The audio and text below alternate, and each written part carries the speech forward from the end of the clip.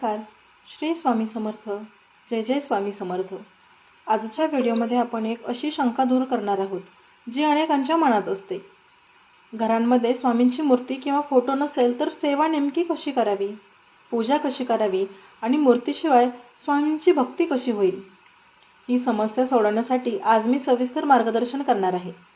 स्वामी समर्थ महाराजांची भक्ती ही मूर्तीवर अवलंबून नाही, तर शुद्ध हृदयावरती श्रद्धेवर आणि निरंतर स्मरणावर आणि नामस्मरणावर आधारित आहे. चला तर मग आज आपण जाणून घेऊया की मूर्ती किंवा फोटो नसताना सेवा कशी करावी. स्वामी समर्थ महाराज म्हणजे दत्तात्रेयांचे पूर्णावतार, जे अक्कलकोटात अवतरले. त्यांची भक्ती ही भौतिक गोष्टींवर अवलंबून नसते. स्वामी चरित्र सारामृत आहे. त्यामध्ये सांगितल्याप्रमाणे स्वामी सर्वव्यापी आहेत. ते प्रत्येक हृदयात, प्रत्येक दशेला वास करतात. फोटो किंवा मूर्ती जरी नसली तरी मनामध्ये त्यांचे सोनेरी वस्त्रांचे दंड धारण केलेले पद्मासन रूप साकार करा. अनेक वर्षानुवर्ष भक्त हे फोटोशिवाय सेवा करतात. आता तरी फोटो आहेत. पहिलं काय होतं असं? ना मोबाईल ना काही. मग त्यांनी ही सेवा केलीच ना. मग आणि त्यांना स्वामींचे स्वप्नदर्शन देखील झाले. अनेकांनी स्वामींना स्वप्नात पाहिलं आहे. त्यांची मनोभावी सेवा केली आहे. तसंच स्वामी काय म्हणतात, भिवू नको, मी तुझ्या पाठीशी आहे. आणि आपण हे जरी ऐकलं तरी आपलं मन शांत होतं. त्यामुळे आजपासूनच मनाने सेवा करा. भक्ती साधी हवी, पण ही एकदम गहन असायला हवी.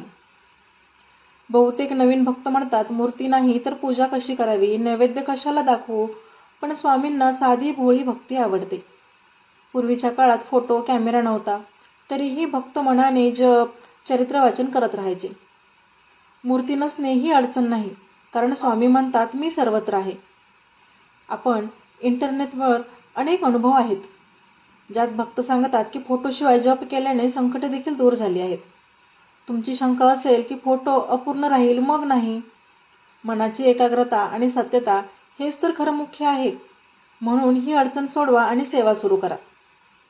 फोटो असो व नसो, मनामध्ये स्वामींचं चित्र धरा आणि सेवेला सुरुवात करा. सगळ्यात पहिलं तर दीर्घकालीन उपाय आहे. जसं की अक्कलकोट स्वामी मंदिर किंवा जवळच्या गुरुपीठावर जा. तिथून प्रमाणित मूर्ती किंवा फोटो घेऊन या. त्यावरती अभिषेक घाला. शक्यतो गुरुवार पाहून तुम्ही हे घेऊन करून येऊ शकता. घरामध्ये ती मूर्ती स्थापित करा आणि प्राणप्रतिष्ठापना करते वेळेस एक स्वच्छ चौकात बांधा. मूर्तीला स्नान करा, चंदन लावा, फुले अर्पण करा आणि श्री स्वामी समर्थ या मंत्राचा 108 वेळा जप करा.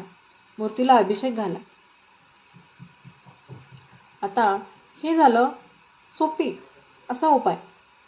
दुसरी गोष्ट काय आहे तर पूजेसाठी सकाळी स्नान करायचं आहे. तुम्हाला पूर्वेकडे स्वच्छ जागा आणि आसन तयार करून बसायचं आहे. डोळे मिटायचे आहेत आणि स्वामींचं रूप मनामध्ये आणायचं आहे. आणि 11 वेळा, 101 वेळा किंवा 108 वेळा आपल्याला ओम श्री स्वामी समर्थाय नमः या मंत्राचा जप करायचा आहे. प्रत्येकजण आपल्या इच्छेनुसार माळांचा जप करतो.